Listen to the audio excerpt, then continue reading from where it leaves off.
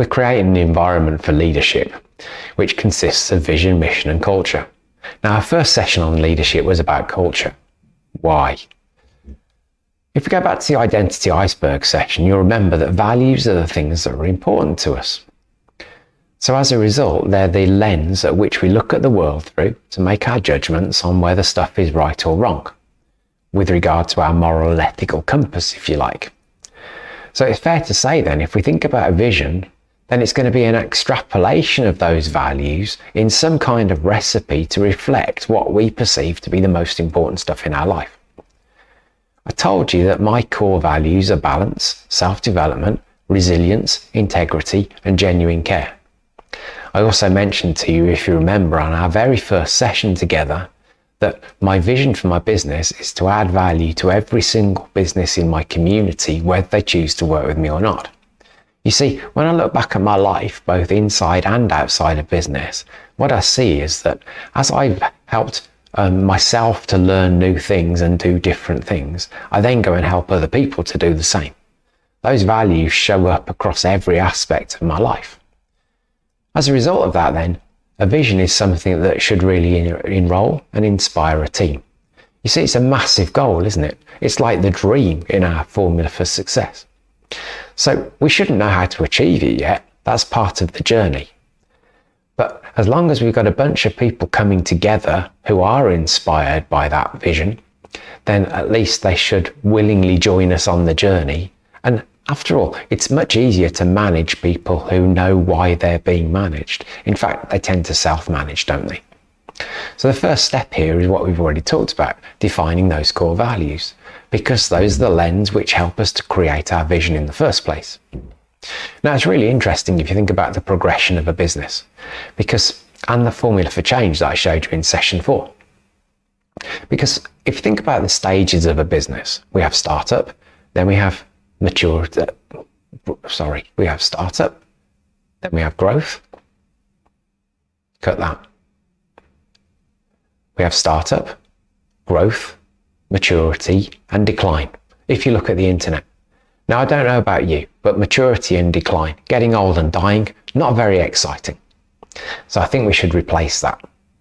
And let's think about it in these terms instead. Startup, growth, consolidation, and decision. Let me explain what I mean by that. Think about when we started our business. So we moved into self-employed on the entrepreneurial ladder, probably because we were dissatisfied with our old job. Our vision was about creating something for ourselves. And then we're in pain, really, because we've got no money coming through the door. We haven't proved our concept. We might look like an idiot in front of our friends. So our vision at that point is to make the business work, to start being able to put some food on the table, earn some money and not look like an idiot. That's about as big as the vision gets. Now, we might have written a bigger vision at that point in time, but really during that startup phase, all we're doing is moving away from pain. Now, most humans move away from pain. And actually, that's motivation more than anything else. Now, motivation is a transient force. It can come and go. It can be externally applied, and then it can go away again. When we got through the startup phase, we move into growth. Growth is normally about bigger and better stuff, nicer holidays, better car, bigger house, that kind of thing. Now, the point is we can jump onto the treadmill of our business at that point, and everything becomes a bit consuming in terms of just building something bigger. It doesn't mean we're building it well, it just means we're building it bigger. Has there ever been a point, because I've met a number of clients where this has been the case, where actually growth stops being exciting because they're so busy already that the idea of more doesn't excite them? Now, there's a great indicator that the business isn't structured as we need it to be, which is why the next stage is really about consolidation. It's about putting those systems in place to create a scalable business. And when we've done that, that leads to a decision point. Decisions are then there are more decisions available to us, if you like. We can sell the business. We can let it run under management and take a passive income. We can buy more businesses to add on. So more choices are available as a result of that consolidation piece. It doesn't mean that the business can't continue to grow while we're doing that. It just means that we're structuring it in a different way. Now, if we're thinking about a vision, why would it be important to have one of those? Well, I remember coming out of corporate. In corporate, we had a vision. I couldn't really tell you what it was anymore, and it didn't really mean anything to me because nobody really talked to me about what that meant. So it's interesting, it's one of those on-the-wall statements that doesn't really mean anything. So naturally, when I started this, even though I wrote a vision for my business, it wasn't something that I focused on massively with my clients. Which was daft, really, because we've already said if you take away any one of those 9 pieces of systemization that we talked about, then the game doesn't make as much sense anymore. Why would you want a rugby team on a field playing for a national team who didn't want to be the best team in the world? Why wouldn't we have them enrolled and inspired about a common vision? So the vision piece, we can recruit based on that vision. Are people excited by the vision? We can talk about it a lot and ask questions about what decisions should that lead to strategically that we should do, and equally, what shouldn't we do if that's the vision that we're heading for.